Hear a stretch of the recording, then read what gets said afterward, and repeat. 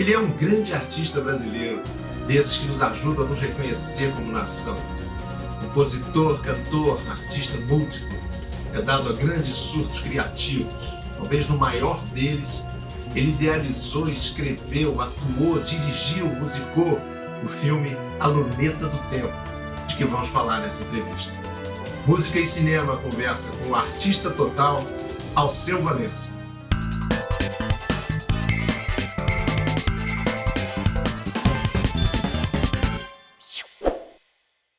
Alceu Valença, muitíssimo obrigado por nos receber aqui para essa entrevista, muita gentileza sua. A gente vai falar do teu filme, A Luneta do Tempo. E eu queria começar te perguntando o seguinte: eu ia mesmo uma mulher que disse, você falou disso na entrevista, que você tem surtos criativos. Os artistas têm surtos criativos, mas um surto criativo dura 3 dias, dura uma semana, pode durar um mês, um ano. Mas algo mais aconteceu com você em 1999, quando da morte do seu pai, o seu Décio de Souza Valença, constituinte de 46, não é isso? É. Enfim, o que aconteceu depois da morte do seu pai? Meu pai morreu nessa época e aí eu fui para São Bento do Una, voltei à minha terra e aí a gente foi para poder para o enterro, né, dele. E neste momento, naquele momento, nós fomos à fazenda que era dele. Eu me lembro que ao chegar eu olhei para a serra e fui me lembrando da infância minha e me lembrando dele contando histórias. Há uma história muito interessante.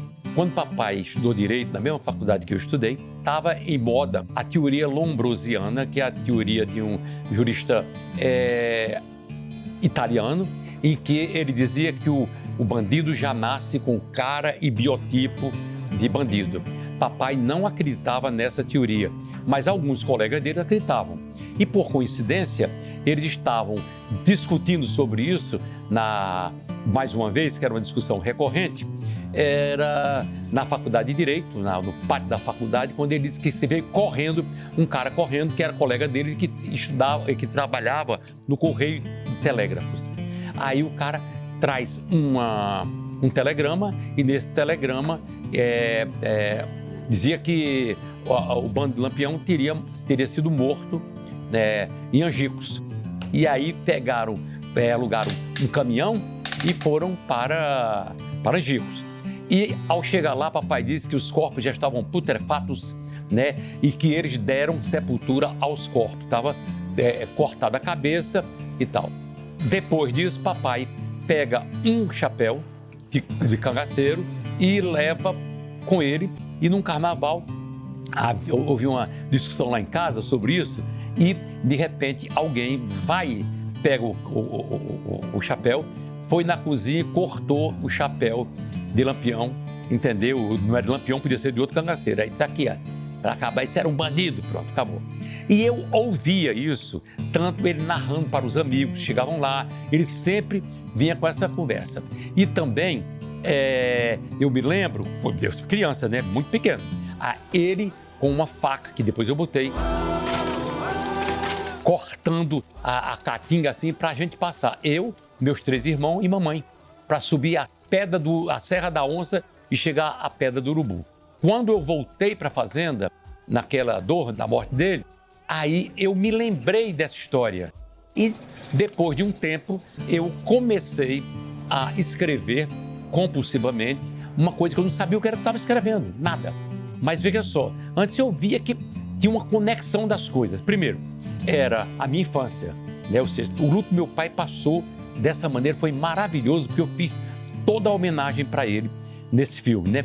Então, era as histórias que ele contava, depois tem o circo, que é o circo da minha infância. Eu era pequeno, fiquei em São Bento até 7 anos de idade, depois para Garanhuns e depois para o Recife. Então, eu ia no circo e aquele menino tá ali sou eu, tá? Eu tinha vontade de eu fugir no circo, entendeu? Aí tem o circo, um palhaço. Adeus, São Bento. Saudade. O circo vai pra Passira. Boa noite. Boa noite. Boa noite.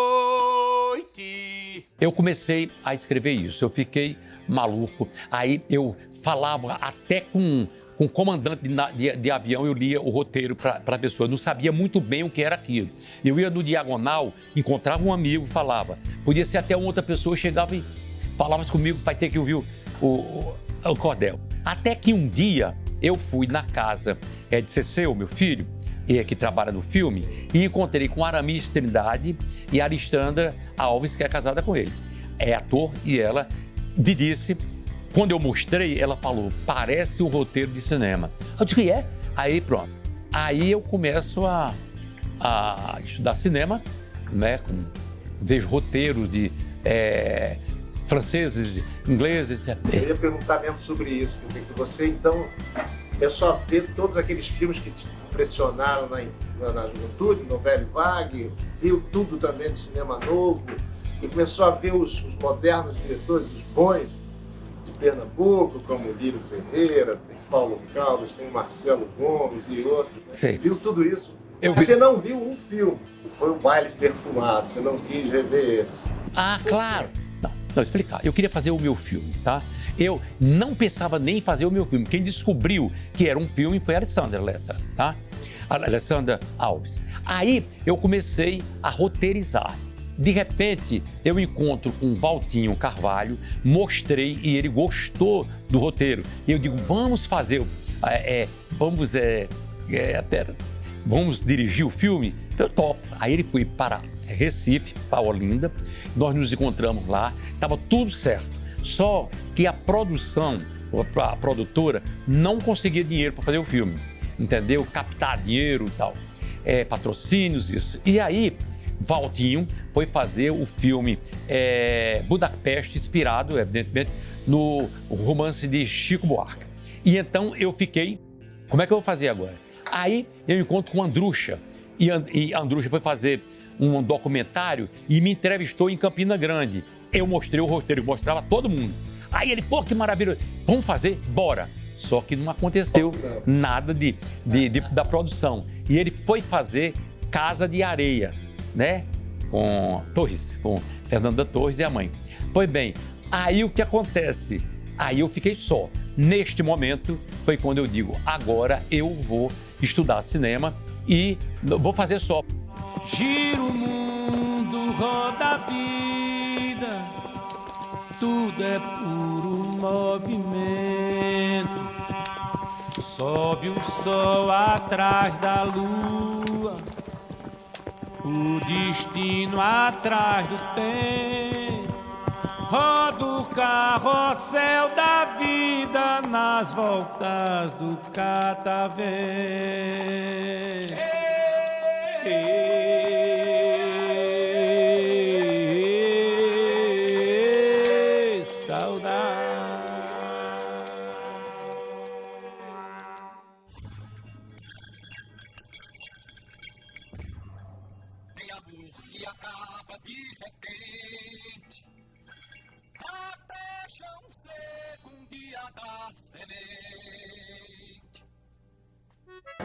Eu vi A Noite do Espantalho e vi que Uma Noite do Espantalho é um musical. Claro. Mas o seu filme não me pareceu ser um musical. E é um musical. Pois é, mas um musical, eu não vou discutir com você não, você tem razão. Mas totalmente diferente. Vamos.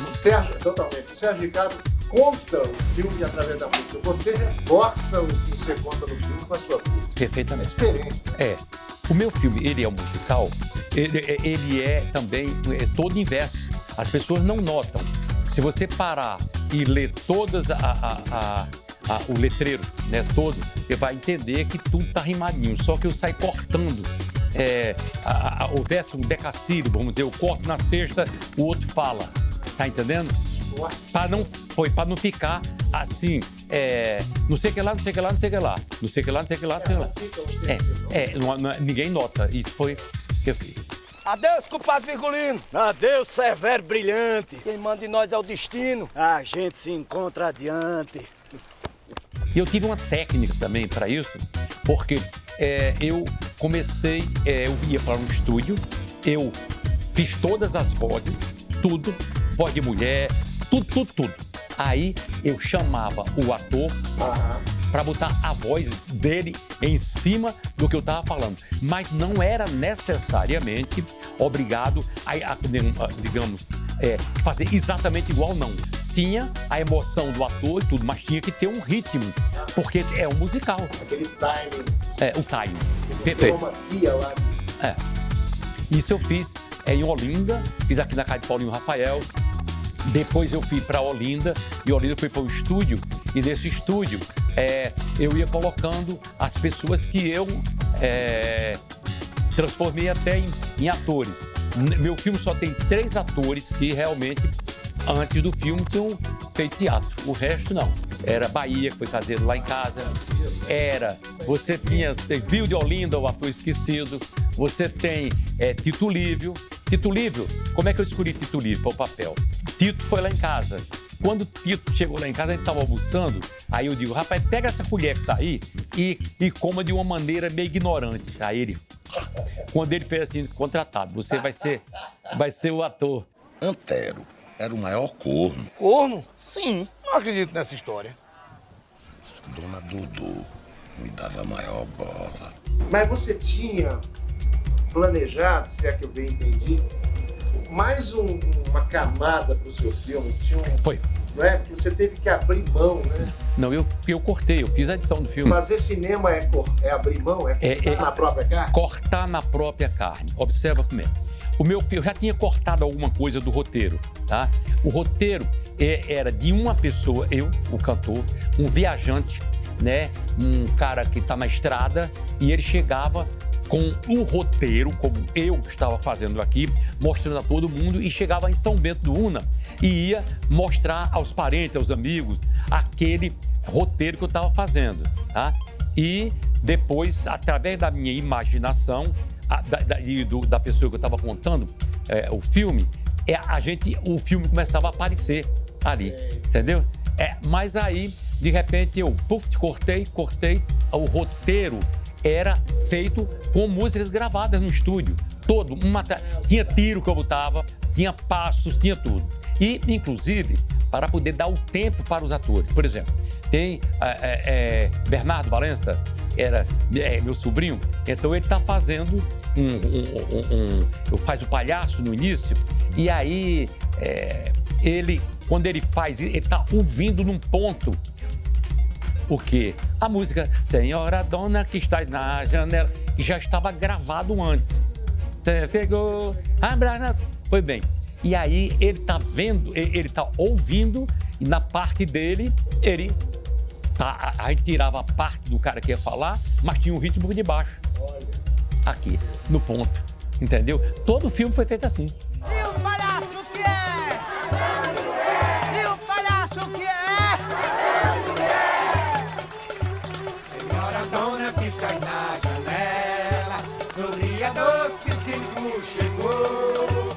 Larga a vassoura e deixe as panelas, por a menina bela que se chegou. Larga a vassoura e deixe as panelas, por a menina bela